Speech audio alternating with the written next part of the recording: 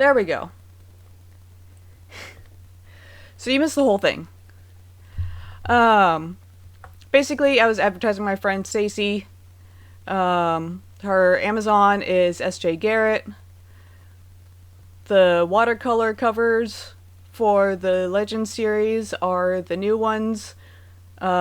These old covers are the old ones. So if you see like only 3 left in stock, order soon. Really? Come up here, order the new cover. It's better anyway. This is book 2 of Threads. So 1, 2, 3. I realize you can't see the cursor, but at least you can see it highlighted. Yeah. Unraveling Stories, Unraveling Legends, Unraveling Prophecies. That's the order of them. I believe she's going to have more coming out. I have seen the covers. They are amazing. Shadow on the Sea, can't say too much about it without giving it away. The Third District series is basically fairy tales modernized in a magical district in New York, I believe. Until Dawn Breaks is a witch and vampire fable. Don't let the romance fool you. It is big on just like, I wouldn't say adventure, but maybe like, it is a fantasy though. I think of adventure as going out and adventuring. This kind of takes place in one area. That's the only reason why I don't say adventure. But it is amazing. The books that I'm going to be reading today is actually on our site. You can see Two Kingdoms, Unseen Kingdoms, Destined Kingdom, the Eternal Kingdom, the Chaotic Kingdom, and the Final Kingdom. And you can see that has a cover, has a blurb, which I will read out loud. We'll be reading the prologue today and chapter 1 if I don't phase out. Chapter 10 is adult, chapter 18 is adult. Those will be labeled in my stream tags if when we get to those chapters. You can see the link down below. I don't know how to... No, I'm pointing the wrong way. That way. Yeah. Down under the thing. Down under the window. And you can read... Let me actually come here. Oh, that shows the Final Kingdom.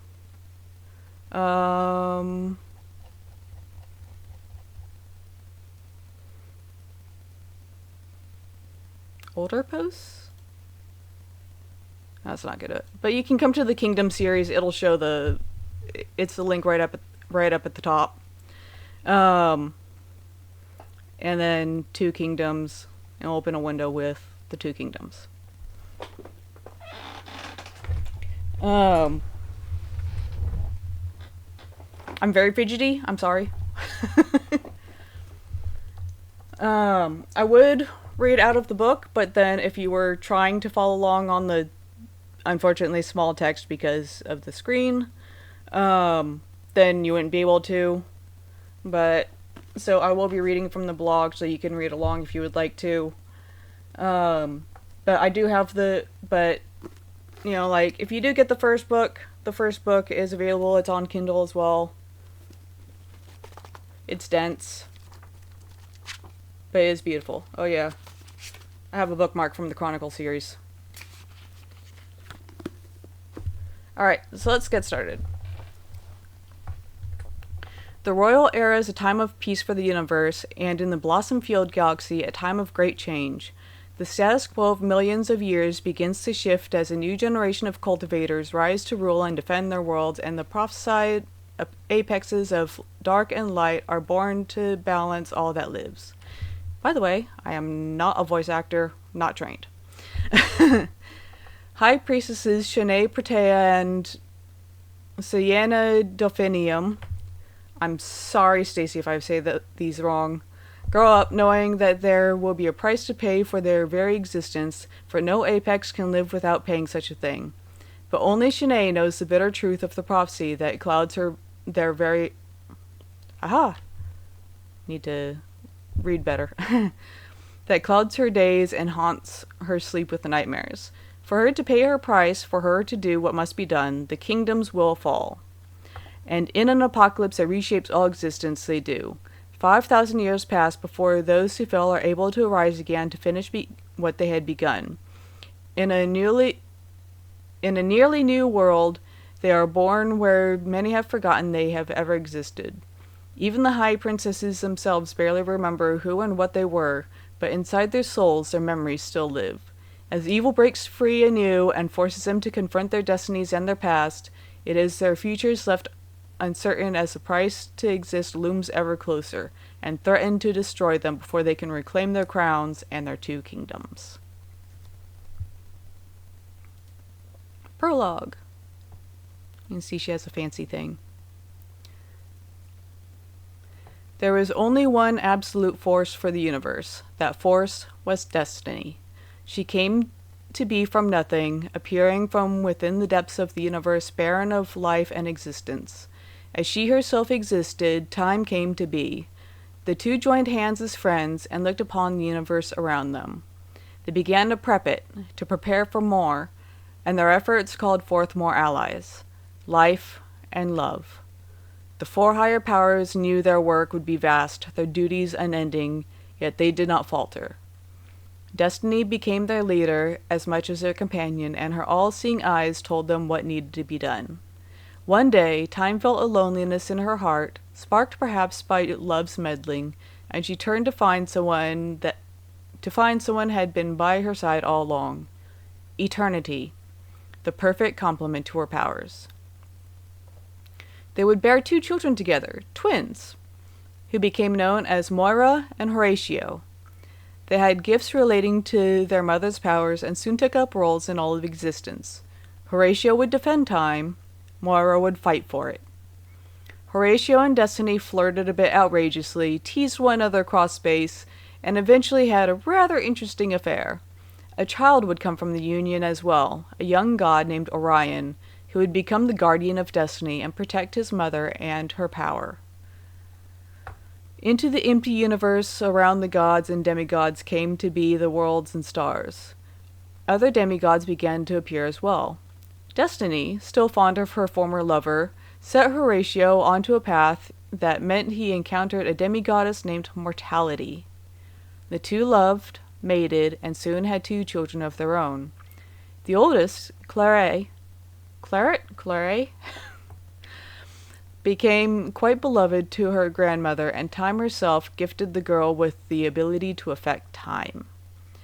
The youngest child, Pallas, had gifts all his own that would be useful as well. A celestial baby boom seemed to be springing up. Life and love had always been soulmates, and they also bore a child. A boy they named Lysander, who by appropriate nature of his birth became the guardian of desire. With all the new life, all the new powers and gifts, the physical plane began to slough off into another more metaphysical plane. The ephemeral plane, as they called it, began to house that which physicality could not. Within its endless fields appeared a place only Time and Claret could access. The Hall of Records, where all memories of all that ever lived would be kept. It would be the central hub for those of time power, and would keep time moving as needed, and even allow someone to move through time in extreme circumstances. Claret became the librarian of the hall, and into her possession came an hourglass made from stardust that would mark her position. The immortal fields made up the rest of the plane needed their own caretaker as well. They held a vital and critical role to all that existed. Pallas became their archon to manage day-to-day maintenance, and Orion stepped forward to serve as their knight to police anything bad that may come. Unfortunately, the fields rejected Orion as knight. When eyes turned to Destiny, she only smiled, and all knew that meant someday someone else would rise up. The existence of the plane bolstered the power of life in the universe, and worlds began to cluster into galaxies. One galaxy, at the very heart of the universe, began to evolve faster than the others. Two large worlds formed some distance from the star that would be their sun, and behind those worlds came 8 more smaller, 4 behind each.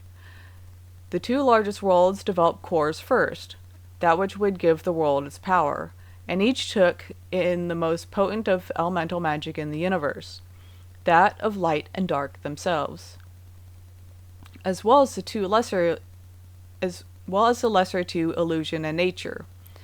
The remaining 8 elements dispersed to the cores of the other worlds, and all was primed for life to begin. But nothing happened. Life tried. He tried so very hard. His power just could not penetrate the frozen lands. It should have. It could have. Yet the worlds needed something. Claire, just a girl of 15 then, looked out upon the worlds and felt her heart ache with love for the one at the end of the 4 following the dark planet. A powerful love, almost as if the same as for her mother. She went to visit the small planet, walked upon its surface, and flowers began to bloom. In a rapidly spreading way from where she stood came acres upon acres of delicate flowers whose petals had the same pink and lavender hues as Claire's own hair and eyes. The status blossoms consumed the surface of the world, and the core took its first breath as life at last arrived. There we go. That first breath breathed into Claire's lungs to become her own, and beautiful marks appeared on her bronze skin. The status blossom, in 2 places, one directly over her heart, and the other over her upper left arm. The world, status, had claimed her as its daughter. A shockwave released in the process. Other cores took their first breath, and flowers exploded across the surface of all lands. The largest worlds took on Protea and Delphium, the former to dark and the latter to light. Behind Protea became Hyacinth, Orchid, and Daffodil to join status. Behind Delphinium became Aster, Gladiolus, Carnation, and Iris. On Protea and Delphinium, at a point where the 2 worlds could see each other, particularly large blossoms began to grow ever bigger and bigger until they unfurled to reveal the new life sheltered within. A young girl, 1 to each world, bearing coloring that bespoke of her mother planet's flower. Black and pink to Protea, white and gold to Delphinium. Blossom marks also appeared on them, but only over their hearts. Destiny carried them to the plane to meet one another, and also to meet Claire, and a curious thing happened when they did. Claire looked upon the 2 younger girls and loved them so deeply, so powerfully, that she wanted nothing more than to protect them. The mark on her arm glowed brightly, and into her hands came a shimmering mask. When she put it on, her power evolved into something more tangible. Armor reminiscent of her patron flower formed on her body. The other gods clamored at Destiny to explain, so finally she came before the 3 girls and said, "You are made of magic, born of the flower magic of your worlds. Flower elements, as they should properly be called." Claire looked at the other 2, and then at her, and then young Protea stepped forward to demand, "We have no names. We should have names so we know who we are before you tell us what we are." Destiny smiled.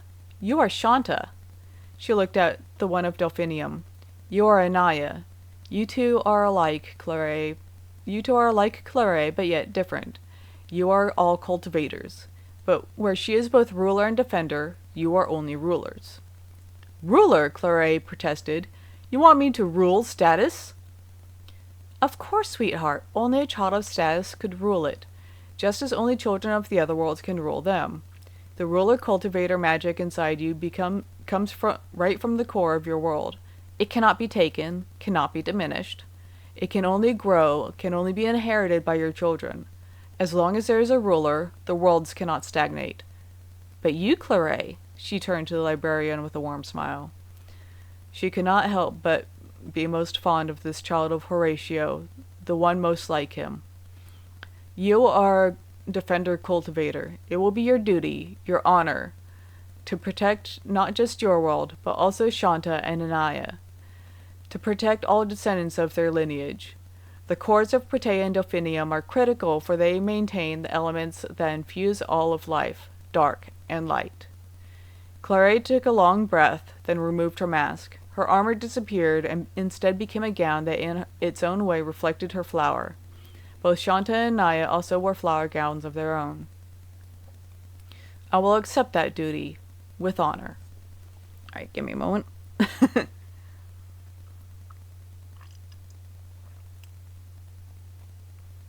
Okay. She would not be alone for long.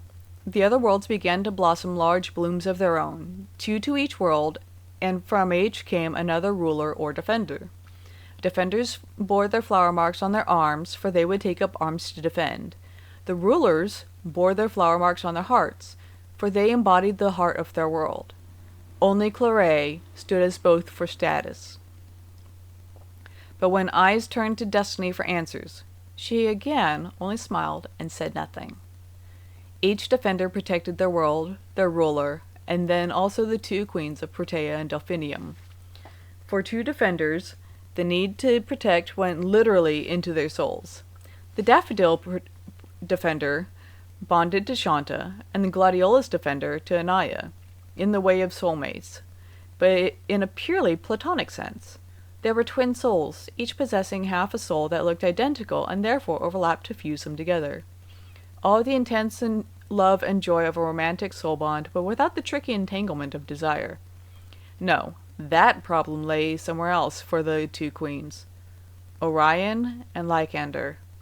One day, as Shanta and Anaya neared the end of their second decades of life, they unexpectedly happened upon Orion and Lycander. The 4 had never met before, for the 2 demigods tried not to interfere with the events on the worlds unless needed. Yet they were not strangers. Even before their births, half their souls had been made to interlock. Shanta soon made Orion her king, and Anaya took Lycander for her own. In not long a time, each bore a daughter of their own who came into life with a ruler blossom over her heart. Life, finally, could use his power on the worlds. He populated them with animals and plants and people, and the ruler cultivators became the queens of their planet kingdom. Shanta and Anaya also took into their command the 4 worlds behind their own, making them the high queens and overseers of the blossom-filled galaxy as a whole. Neither could use the dark or light power of the planet's core. However, instead, each embodied the element of their world, that of nature to Protea, and illusion to Delphinium. Peace and harmony spread across the galaxy as a whole. The other queens bore daughters to become rulers someday in their stead, and in the same year, new defenders were born. Except for status. Claret had yet to meet her soulmate, and though many offered, the queen remained unmoved. She would rule and defend alone until perhaps, someday, her perfect match be born. As things settled, the highest gods began to leave the physical plane for one where only they could go. Losing destiny and time meant that mortality had to gift humans with shorter lifespans, and Orion had to remove from all the people the ability to know the future. Only cultivators maintained immortality, for they possessed undying magic, and only Aster Defender cultivators, Claret and Orion's own Protean daughter, maintained their sight. All Protean children would receive sight by the nature of their shared blood with the Guardian. Aster Defenders kept their sight for it allowed them to see if danger approached to those they lived to defend. Claret maintained hers, for she needed it in order to fulfill her role as librarian. Having the gift of sight allowed her to keep the flow of the timeline from getting out of order. She had to be able to see the aspects of the future to ensure the past did not change in detrimental ways. If anyone else ever were born with the gift of sight, it would only be because they fulfilled a role of critical importance to all existence. Peace could have remained forever, if there had not been unknown consequence for Shanta's birth. The ephemeral plane relied not only on dark and light power, but also on the power of nature infusing Protea. Thus Shanta became the ruler of the plane as well, keeping the balance of the space moving easily. The immortal fields soon began to house the dreams of all that lived, and Pallas ensured that both good and bad dreams remained in harmony, for both held important roles. Unfortunately, a conflict waged inside Shanta's soul. The powers of nature and of dark worked against each other in many ways, for nature depended on sunlight, and the dark absorbed all the light. Shanta could not control the dark of her world's core, but there would be no harmony without it. They fought for dominance within her soul until they slothed over into the immortal fields. Bad dreams became nightmares that Pallas could not control, and without a night could not destroy. Nightmares rooted, seeded, and moved beyond the reach of the elements. They began to take on a will of their own, began to twist and corrupt until nothing good remained, until they had become something never before seen in the universe. They became evil itself, and gained consciousness. He spilled over into the physical plane before he could be stopped, and went right after Shanta. He stood as such an adversary to her that all began to call him only Nemesis. He could not reach the High Queen immediately. First he had to contend with the defenders, who immediately put on their masks and rushed to protect their liege. They could not touch him, however, could not wound him. He bowled over them and claimed to their lives on his mad quest to reach Shanta. He wanted only her. How he wanted her! His obsession with her was violent and dangerous, and nothing would stand between him and consuming her. Nothing except Shanta herself. Her people lived in fear. The galaxy trembled around her, and the price of such a thing lay on her shoulders and her own weakness. She watched Nemesis bearing down on her palace. She covered her flower mark and felt inside her soul the seed that made her a cultivator. Without fear or guilt, she tore out her own seed and unleashed the rawest magic inside her soul. The cataract of magic could not destroy Nemesis, not without any harmony, but it could banish him. She hurled him violently away into the sun, where the bright light of nature would keep him weakened and entrapped for millennia. In the process, she thoroughly burned out her seed, and with it, her own life. When she fell, it was into the arms of her beloved, almost sister, Anaya.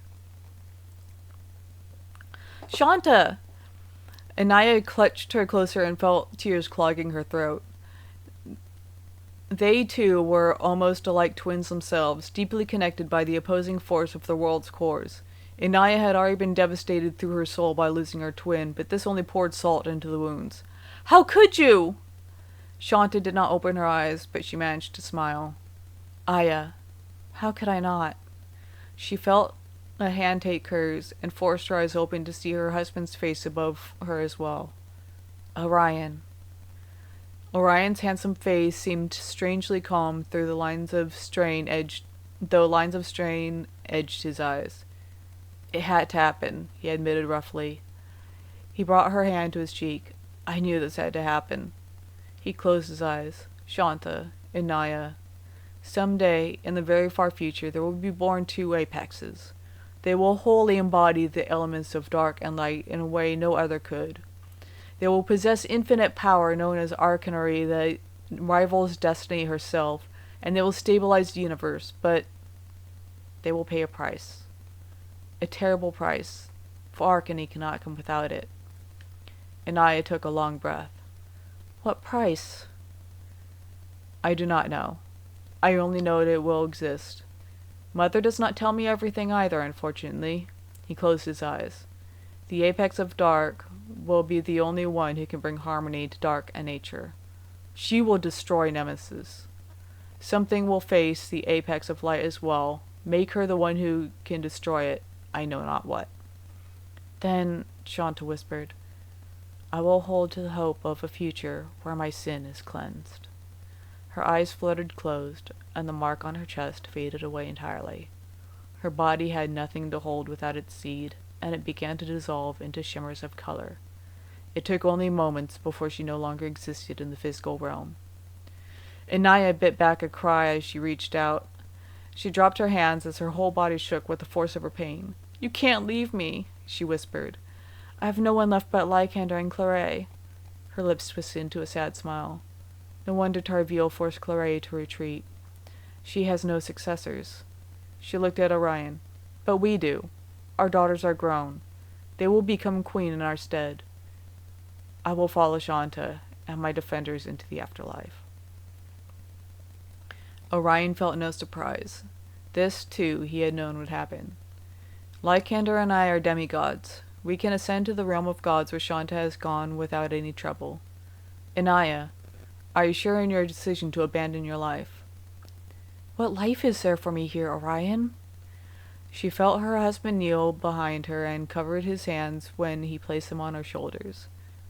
Our time is done. It is time for the next generation to rise. Then so be it. It was time in more ways than they had guessed. Curious events happened across the galaxy within a year that led the remaining ruler cultivators and their mates to leaving behind one life for another.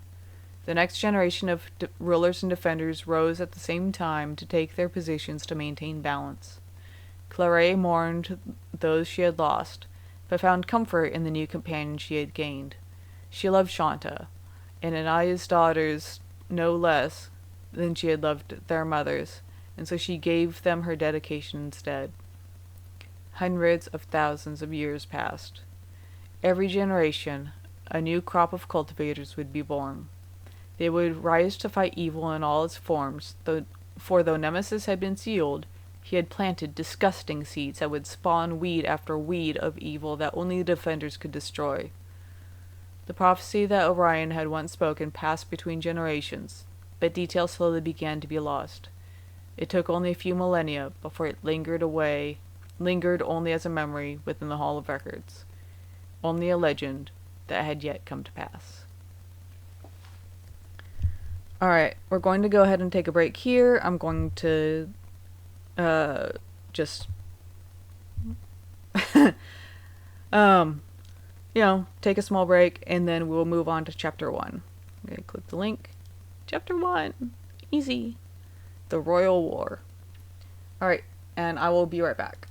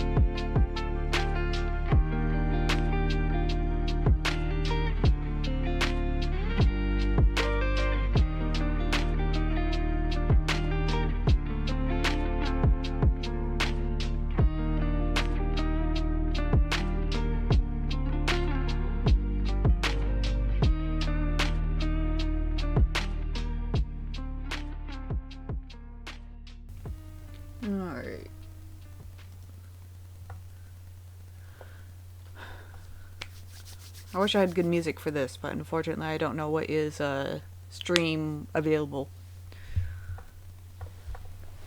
So anyway, Two Kingdoms, Chapter 1. All that lived, with few exceptions, had to eventually die. How you lived determined how you died, though there was always some flexibility to the rules. The average person went on to reincarnation after death, and eventually re-entered life as someone else. Some people went on to rebirth instead, and they came back to new life almost exactly as they had left it.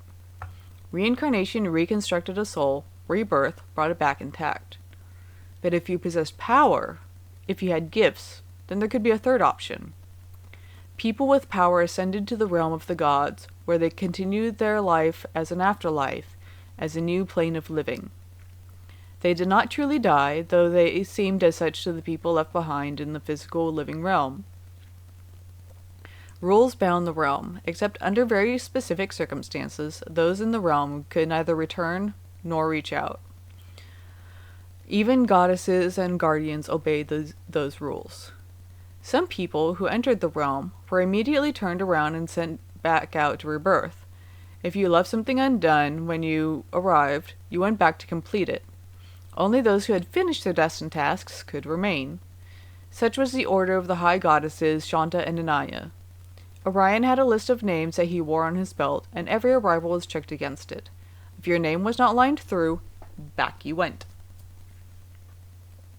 Shanta and Anaya had ruled the realm from the moment they arrived. None of their subsequent descendants had held enough power on arrival to take their place. They watched over the land of the living and interfered whenever they felt necessary. Only they had that authority. They were quite shameless about it, and Claire often had to remind her fellow cultivators that the two goddesses wouldn't hesitate to use their power if someone needed a push. Frankly, someone really needed a push. Shanta's foot tapped on the ground as she scowled at her planet through a crystalline sphere. Her husband's arms lightly looped around her waist, and he told her mildly, "Tarviel told me to keep you from causing trouble." She snorted rudely. Tarviel had been the first defender cultivator of Daffodil, and was Shanta's twin soulmate. "She knows that will never happen." She leaned back against his chest and sighed heavily. It had been 3,527,649 years since she had fought Nemesis. Every year had branded itself into her heart. Every year only deepened her fear that her prophesied descent would be born. They grow stronger every generation, she murmured to herself. He followed her gaze and saw the younger of the two generations of living cultivators. No more than 3 generations of defender cultivators could exist at once, but it somehow invariably fell that no more than 2 of either sort would be alive at the same time. Something always happened. And as Shanta had said, the magic kept growing. The younger generation of defender cultivators, as well as the younger generation of ruler cultivators, were exponentially more powerful than their predecessors, who also held more magic than their forebears. It was not an uncommon happening. Magic would climb, peak, and then drop off before the cycle repeated. It had not dropped off in generations, however, and therefore it had reached some unusual levels. "Mother said it would," he reminded her gently. "And when it finally coalesces physically," she continued softly, "the apexes will be born. They who will be your heirs," her husband concluded in his deep voice. He buried his face in her fine black hair for a moment. He ached watching her suffer under what could not be changed. They both knew intimately that the apex of dark would be a defender cultivator as well. She could be nothing else. Being a defender, as well as an apex, would give her the gifts she needed to utilize her power and bring harmony to nature and dark in order to destroy Nemesis. Yet, because she could not exist alone, her perfect counterpart would have to be born in the apex of light. They would balance each other perfectly. Balance. Such a blasé word for a force so critical. "It terrifies me," she admitted on a half-laugh. "Anaya, too. The kingdoms have drifted apart after all these years to where they are barely allies any longer. One little misstep, and the two high kingdoms might be provoked to war by evil. They cannot be at war when the apexes are born. A shudder went through her body at the very idea. The chaos that would be created by the two apexes at war could not be controlled by anything except a third apex, and existence itself would collapse under that power. The universe is just too young to support that. Could it ever? He asked her.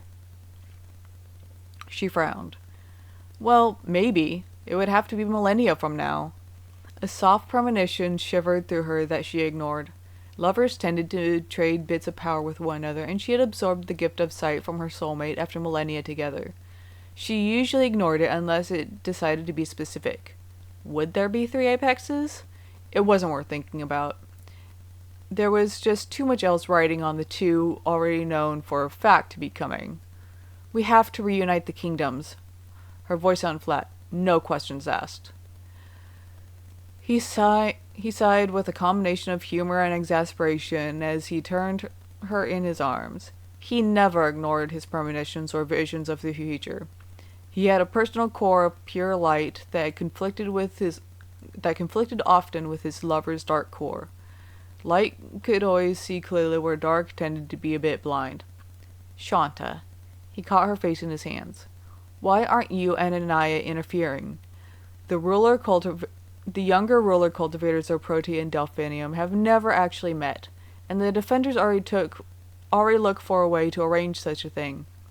At just 13, they are the perfect age to become friends and pull the 2 kingdoms back together. Oh! Her eyes widened. Of course! She gave him a smacking kiss and then got free of his grip. I'll be back! She rushed through the castle calling for her sister, and her husband grinned as he heard the first cultivators groan. There was always trouble when the sisters were in cahoots. At least this time, the trouble would be of the good sort. He ambled off to find Lycander and warn his brother-in-law of the events. The Guardian of Desire would have some work of his own to do in the near future. Uniting the kingdoms would be fine, but the bloodlines of the rulers needed to continue as well. Lycander would need to figure out just who destiny had created to perfectly match the young princess's souls. Alright, give me a moment to drink.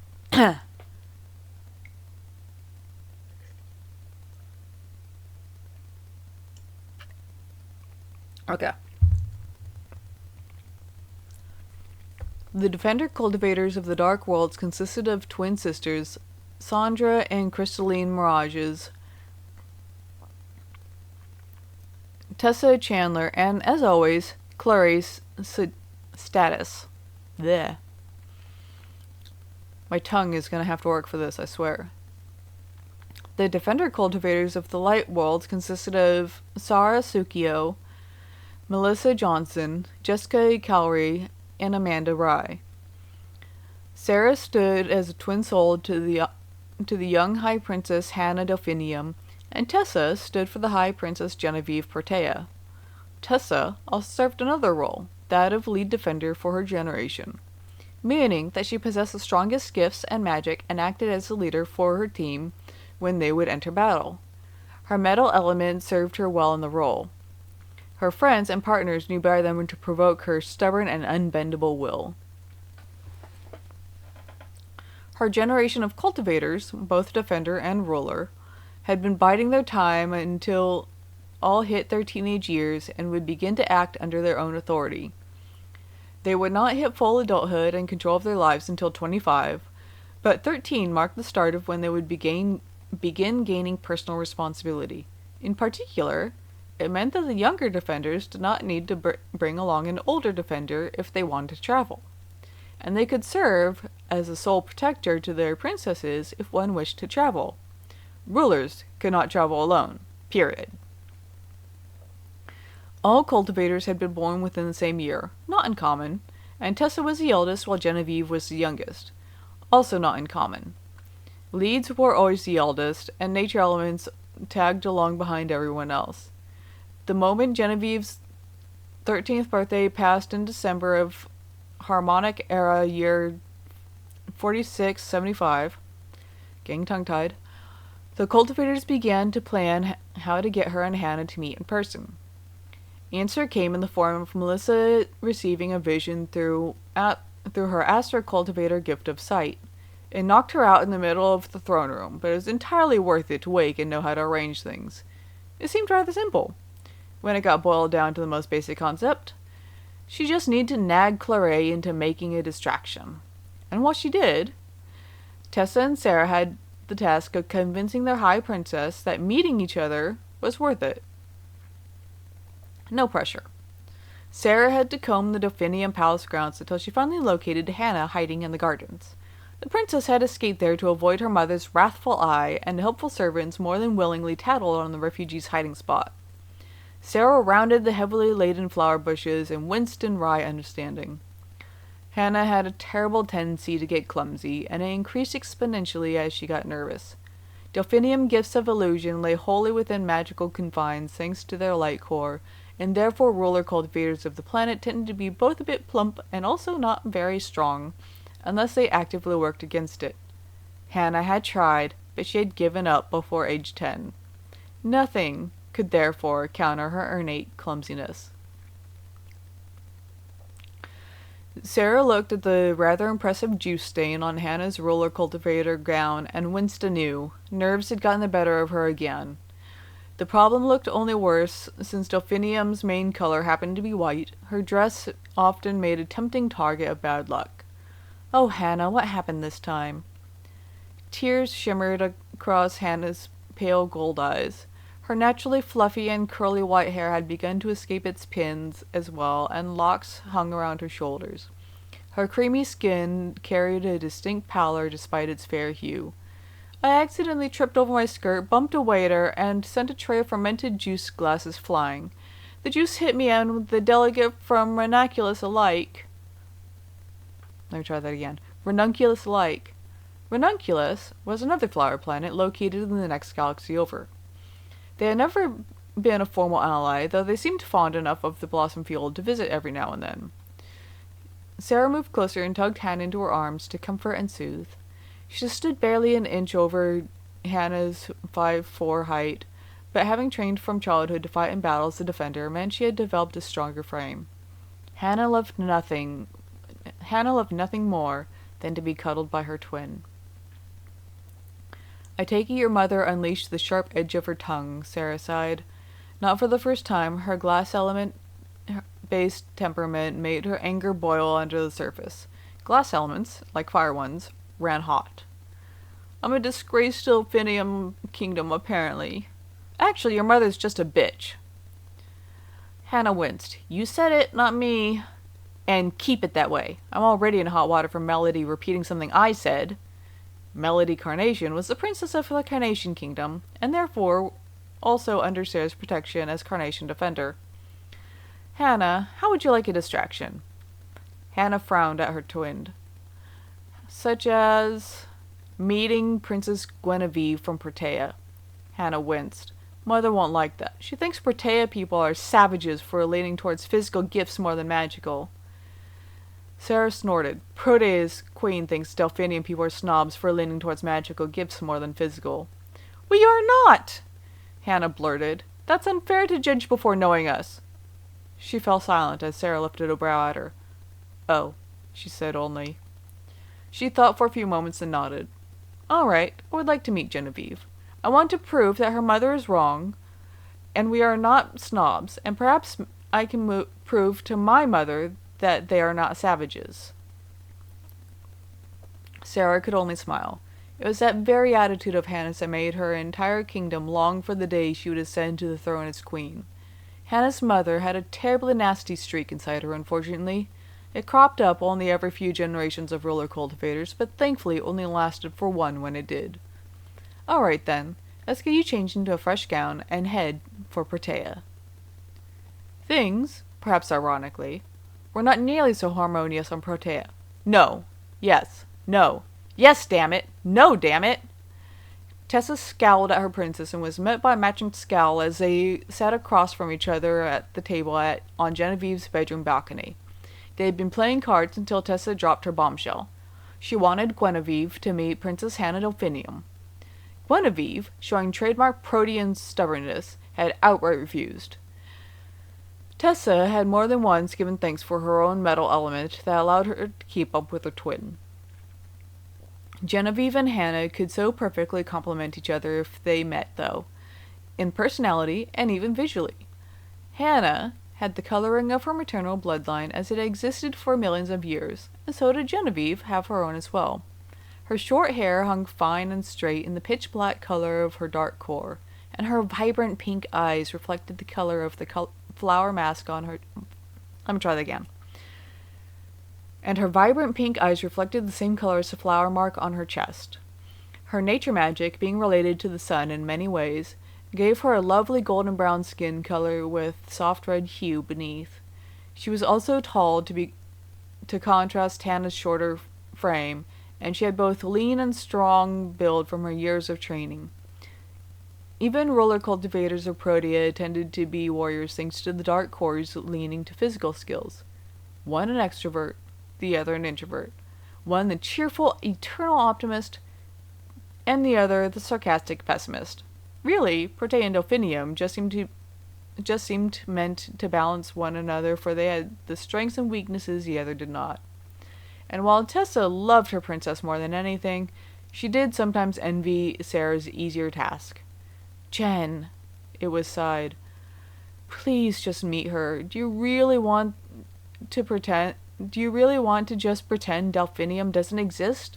The palaces can see each other every night between 21 and 22 hours. It's hard to ignore that."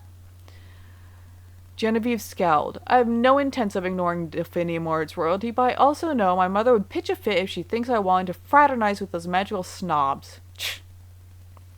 She shook her head, as if their lack of physicality makes them worthless.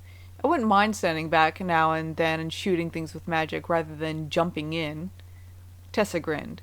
"I would pay to watch that. You'd lose your temper part way, grab someone else's weapon, and rush in." Genevieve snorted at her. "If you didn't tackle me to the ground to stop me." "Well, someone has to do it. At least I'm bigger than you." By only an inch in height, yet enough muscle and strength to physically remove her princess from danger as needed. It happened that way. Twin souls always received whatever strength they needed in order to protect the one they loved most. It usually translated into a taller height along the way, for which they were grateful. Tessa never saw anything funnier than the petite Irish defender, who stood barely over 5 foot even, tackling down Genevieve's 5'9" figure in the inevitable dangerous moments that always surrounded high-ranking royals. Rulers did not enter battles against evil, but plenty of other issues always came around. Genevieve sighed deeply. "Are you serious?" "Dead serious. Claire herself has taken it upon herself to distract both your mother and Hannah's at the same time. We're not asking how, because she already scares us. The elder cultivators are pretending they don't know what we're doing. Everyone knows this needs to happen. Evil could too easily take advantage of your mothers and bring us to war." "Tessa," Genevieve's soft voice instantly commanded her twin's attention. "I had a premonition the other day." Tessa's body tensed. Every Protea ruler cultivator had the gift of sight thanks to being descended from the Guardian of Destiny. Some were stronger than others, and Genevieve had a particularly potent gift. She did not have the common present sight that showed current events, instead she saw future events, known apparently appropriately as future sight. No cultivator of her generation had ever doubted the things she saw. "What did you see?" She took a long breath. "The entire prophecy. It scares me a lot, and, well, Hannah has a right to know as well. I don't know why it was shown to me, although she feared what it implied. But she needs to know as well. I was going to make Claire tell her, but..." "What did you see?" Tessa demanded. She caught Genevieve's shoulders, and her copper-colored eyes narrowed. They perfectly suited her long peach hair and brown skin, both visual reminders of the daffodil magic inside her body. "Tell me what I need to know to protect you." "I can't." Genevieve let her head rest on Tessa's shoulders and took comfort from hearing the heartbeat of the one she loved most. She knew her mother loved her, but it was not the same selfless, unending love that her twin gave her. When she had her own daughter, if she did, she would love her child with everything she owned. "All right, let's go meet Princess Hannah." She smiled wryly as she lifted her head. Is she as clumsy as I've heard? Tessa grinned a bit. Worse, I'm afraid. One of the more critical aspects to having a ruler cultivator on a world was the ability to use magic in ways both wonderful and yet mundane. Only cultivators received magical gifts, and nearly all of humankind possessed none. All had an affinity for the elements, but most did not possess actual gifts. Most, but not all. There were a few exceptions, namely, among caretakers, but they still did not use magic wholly the way cultivators did. The most beloved to all in the galaxy had to be the use of portal pads, or just pads for short. These flat discs had been installed in key locations throughout all cities and kingdoms to allow for instant transportation between worlds. You had to pay a fee to use one, of course, but the money went right into the local community to provide improvements to the lives of those living there. The pads drew on the power of a core directly harmonizing through a ruler. That meant the rulers themselves could use teleporting magic without a pad. Defenders could also use the same magic, but only if they were traveling either to Protea, Delphinium, or their own homeworld. That very gift allowed Sarah to escort Hannah to Protea without anyone noticing they had gone, and it allowed Tessa and Genevieve to meet them at a location well away from the palace. All four landed at the same time, and Tessa and Sarah found themselves staring at one another as their princesses hid a bit behind them. Pink and gold eyes peeked around the arms of the ones they loved the most. Both Genevieve and Hannah evaluated each other. Genevieve found Hannah to be lovely and soft and thought she looked like someone. Let me try that again. And looked like she needed someone to protect her. Hannah found Genevieve to be strikingly beautiful and strong, and thought she looked like someone who could handle anything. Neither said anything for long moments, and neither defender felt any surprise when his. Hold on a sec.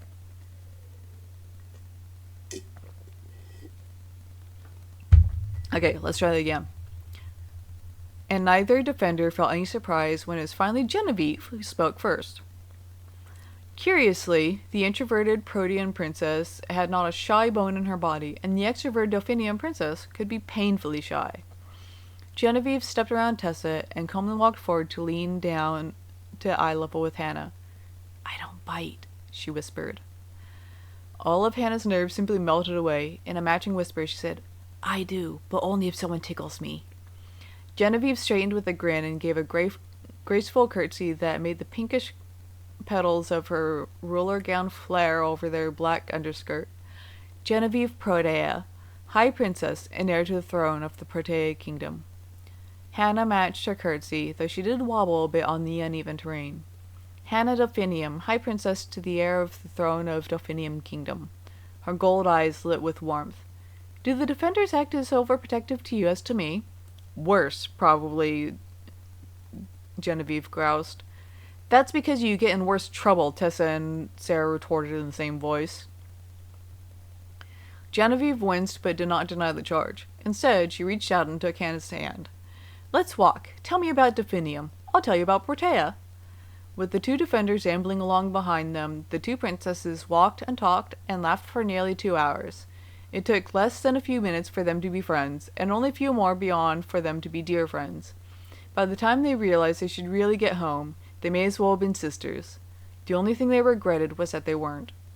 "I wish we could have children to marry another someday, Hannah lamented, so we could be real family." "I do as well," Genevieve sighed. Only daughters had been born to the ruler cultivators for millions of years. No one yet knew why, though many investigated the reasons. Moreover, only one child had ever been born to the bloodlines as well. Ruler cultivators in other worlds often had more than one child, with the younger ones being considered deactivated because their seed lay dormant inside and would not be usable unless their elder sibling either died without an heir or deliberately chose to activate the dormant seed. Neither Hannah nor Genevieve could ever expect to have anything except a single daughter in their lives. Not even Genevieve, with her deeply fertile nature magic. Thinking it, Hannah looked around the lush landscape stretching all the distances. Protea both did and did not look anything like the rest of the worlds. Its abundance of nature power somehow made it more beautiful, more fertile as well. Agriculture tended to be its greatest export. Protea is different. Genevieve knew what she meant. The one in harmony with all of life. She closed her eyes and tilted her face to the sun. Just the right amount of this and that. The heart of the galaxy, I've often thought. She grinned. Delphinium is the conscience. Keeps us from doing anything we may regret later. Hannah had to smile as well as the thought of some of the things she heard the defenders say about Genevieve.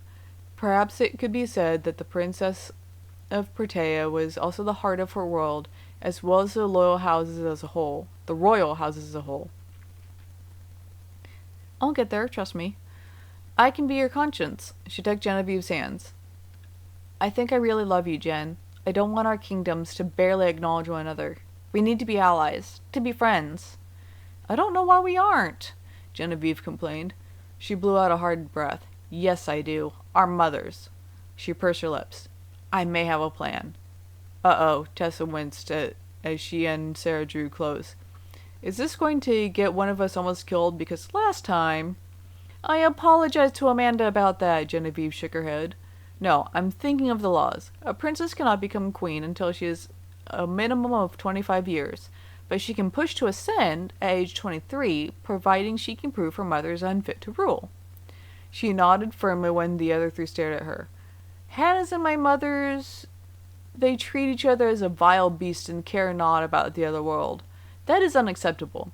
The balance of the universe depends on Protea and Delphinium maintaining the light and dark cores, as well as our powers of nature and illusion. Protea ensures all the worlds can sustain growth, and Delphinium keeps them safely protected within magical shields. To deny one or the other exists would be like someone denying their left or right lung exists. Slowly, Hannah said, So by denying another and putting the entire universe in a state where people suspect a war could brew, they are threatening the very balance of our existence.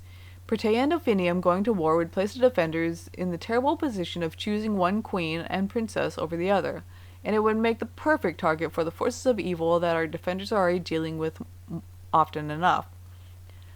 That sounds fairly damn unfit to me, Sarah agreed. Her gold eyes glowed a bit. And it's more than a little unnerving, really. Is that the plan, then, to take the throne from your mothers when you're 23? At the nod, she lifted her chin. So be it. We defenders will stand by you through that choice. What of the elder defenders? Genevieve asked. They know more like this than we do, Tessa shook her head. They just knew there's nothing they could do about it. They will aid us by not doing anything. They love your mothers and must support them first, but that does not mean they will actively stand against you. Then that is the plan, Hannah decided, and we will all hope that we can maintain peace and patience until the day the galactic baby is old enough. Genevieve scowled. Don't you start on me. I get that enough from the others. 11 years passed. Claire frequently provided a distraction to the queens to allow the princesses to steal time to visit together. There are other defenders that aided them as well, arranging times to meet and enjoy each other's company on the other worlds. All ruler cultivators of the lower 8 planets simply pretended they knew nothing about it. The very day after Genevieve turned 23, the coup prepared to launch, but the moment never arrived. As if destiny herself had interceded, there came a vicious attack on the galaxy by the forces of evil. The younger defenders spirited all of the younger rulers away within a secret location and stood guard over them. The younger defenders rushed into battle and to defend all that lived. As fighting grew only uglier, the elder rulers began to link their worlds' cores together. Even the High Queens willingly joined, for neither wanted to see their galaxy crumble. Deep within the secret bunker, the younger generation knew as the elders began to fall. The first signal came in Clary's arrival. She landed a bit unceremoniously in a heap in the middle of the room from a hasty transport. Probably nasty, too. Her armor had been damaged horribly, and her mask had cracks. Blood stained most surfaces. Claire! Sandra scrambled to reach her side and dropped to her knees. Water magic from her orchid-based flowered element glowed over her hands as she called up her healing gifts. At least one defender per generation had the gift to heal, and while it did vary elements, it usually ended up in the hands of either orchid, daffodil, or iris, for their water, metal, and ice elements adapted best to the skill. The Princess of Orchid, Carolyn, hurried over to give her aid. She had a similar gift on a lower scale, not uncommon among the cultivator generations. Also not uncommon, she and Sandra looked more like sisters than Sandra and her own twin did. All cultivators shared identical coloring that derived directly from their flower element. Both Carolyn and Sandra had vibrant ultramarine hair and haunting purple eyes offset by light brown skin. Krista and Princess Skyla, being of Hyacinth, had bright blue hair paired with white eyes and offset by fair skin dotted with freckles. Only in facial features did Krista and Sandra reveal their twin relationship. The joint magic helped start easing Clary's pain. She reached up to remove her mask, and her armor disappeared to be replaced by the nearly casual clothing she had been wearing prior to battle, though it looked damaged as well. Her pink hair hung heavy, matted by sweat, and her bronze skin had lost its luster. "It's bad," she managed to say. She sat up as Genevieve and Princess Harriet of Gladiolus aided her. I'm not sure how to pronounce it. Guele forced my retreat. It had happened a million times before, and yet it never stopped hurting when her partners forced her to retreat for the sake of her life and the future generations she needed to defend. Amanda's hands clenched together, and her olive skin took a little flush of combined hurt and grief. Guele was not just lead defender for the elder defenders, but also of Gladiolus. The two defenders and Harriet shared their olive skin as well as her silky yellow hair and bright green eyes. Then they expect... Melissa took a sharp breath and lost all color in her light brown skin. She barely noticed her Princess Rebecca grabbing her in support. The two Astor daughters had identical orange hair and fiery yellow eyes. "My seed." She need not say any more. All could see the flower mark on her left arm, and the two blossoms had taken on a sparkling edge that meant she stood as the only defender. The elder had fallen. All younger defenders had 2 blossoms to their mark. The number of blossoms denoted the evolutions their seed had gone through, something often inevitable in battles against evil. Defenders forced their seed to evolve in order to gain stronger magic to fight back. Claire only had 1 despite her long life. She had particularly potent magic to begin with, perhaps because she was the only one of status. One by one, the defenders' marks gained sparkling edge as their seed registered they were the only ones alive. Amanda's went last, the nature of her elder being lead, but no sooner had her mark taken on sparkling than did every princess feel wrenching in their own seed.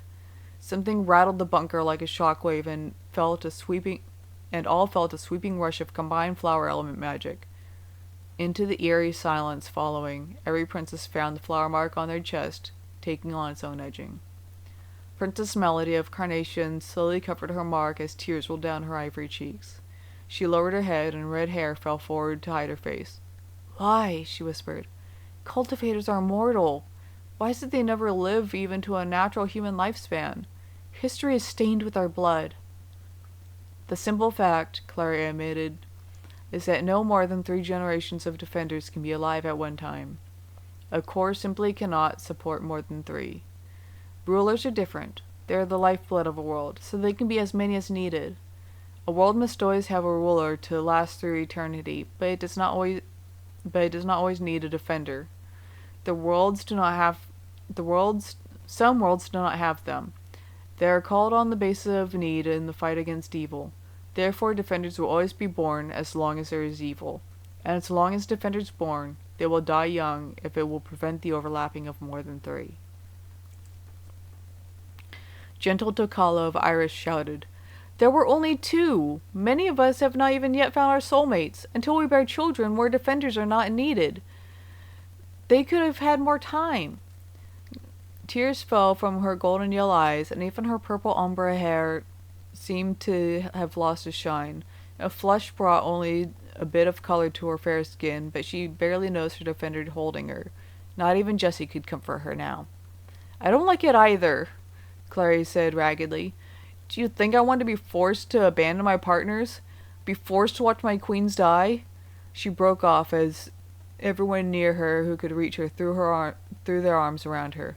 Tension fled her shoulders. Damn you, Destiny, she said softly. What is it you want someday? The sacrifice by rulers and defenders of the elder generation had, at least, succeeded. All evil in the encroaching wave had been destroyed. A somber cast hung over the galaxy as princesses ascended to their thrones and became queens. Genevieve and Hannah became the new High Queens and immediately launched a peace treaty to reunify their two worlds. The galaxy heaved a sigh of relief, and so did all others beyond. The shift in power, as well as the ascension of new queens, not yet fully adults, caused a shift in the very fabric of time. Eras governed the universe and changed when power levels reached absolute peak. It usually happened within the first few years of birth of a new generation of cultivators, and with the birth of those cultivators often being seen as a sign of an era truly beginning. Claire saw this shift in the fabric the month following the ruler changeover, and notified Hannah and Genevieve. The harmonic era would end in December of year 4699, and January would start year 1 of a new era. The queens, after conferring over the whys of the change, determined the new era would be appropriately called the Royal Era, and the universe accepted it. Only a week after Genevieve turned 24, the new year and the new era began, and all eyes shifted to the kingdoms in curious wonder over what sort of future ruler cultivators would be born. Some queens had already found soulmates, and had been waiting to be an adult to marry. Others had suitor lists not yet perused, and others had already begun their search. The queens could rightfully choose to wait to 25 if they so desired, or they could take advantage of their early adulthood. Most had no desire to rule alone, and so began the search early, or got married if their search had ended. Soon it remained only the two High Queens to find their soulmates and future kings, and neither of them had any clue of the events about to be set into motion by Lycander himself. Not even Shanta or Orion quite knew what destiny had up her sleeve for the royal houses of Protea and Delphinium. It was time for blood outside the galaxy to be added, and events would be set into motion to change all of existence. The future rode on such a thing. So that was chapter 1 of the Two Kingdoms. You can find it at unicornwithouttrainingwheels.com. It is free to read the full series. And, you saw how much I read. You saw how many chapters there were, I think. Let's see here, which... Yeah. Those are long chapters. Prologue, epilogue, and 26 chapters just for the first book. It's a good series. It's a long series. And it's going to go into so much more. Read it if you like. I will be continuing soon with chapters 2 and 3. There we go. Yeah. And I will come back to this. Let us go ahead and start ending the stream. If you have any questions, concerns, I will be posting this as a YouTube video. Oops.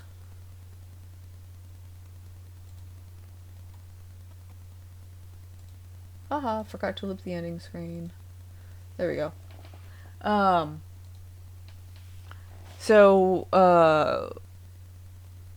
was I saying? Yes, I will be putting this up as a YouTube video. If you have any questions, concerns, comments, leave a comment down in the comment section for YouTube, and I will try to respond if I can get to you. Thank you for watching, and I will see you next time.